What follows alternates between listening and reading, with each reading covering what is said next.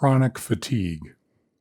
While many adolescents report being tired more than usual, chronic fatigue syndrome is characterized by significant physical and functional limitations, and it oftentimes leads to school absenteeism, frequent visits for medical care, and significant stress in relationships with family and with friends.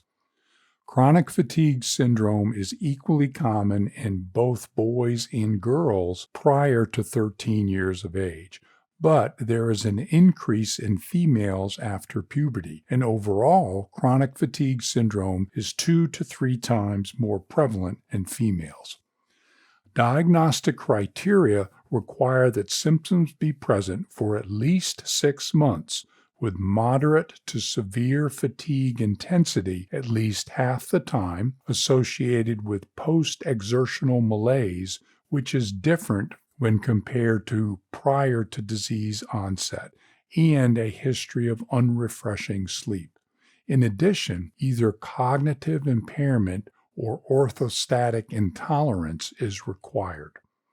Other symptoms of chronic fatigue syndrome include sore throat, tender lymphadenopathy, and/or headaches in addition to chronic pain. Tender point locations are often similar to those seen in patients with fibromyalgia and include the upper mid-trapezius muscle, the greater trochanter, the lateral epicondyle, and the second costochondral junction. Other locations include the extremities, abdomen, and jaw. A worsening of symptoms after assuming or maintaining an upright position improved by recumbency is common. And up to a third of children with chronic fatigue syndrome have significant problems with anxiety and/or depression.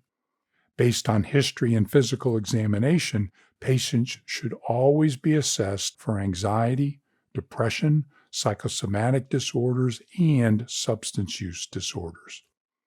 Medical causes for fatigue that are included on a differential list include Epstein-Barr virus infection, Lyme disease, viral hepatitis, hypothyroidism, and anemia. Management of chronic fatigue syndrome includes supportive care with treatment of symptoms and underlying comorbid conditions. Remaining physically active is important, with slow progression as tolerated, as it can help improve symptoms and physical functioning in some patients.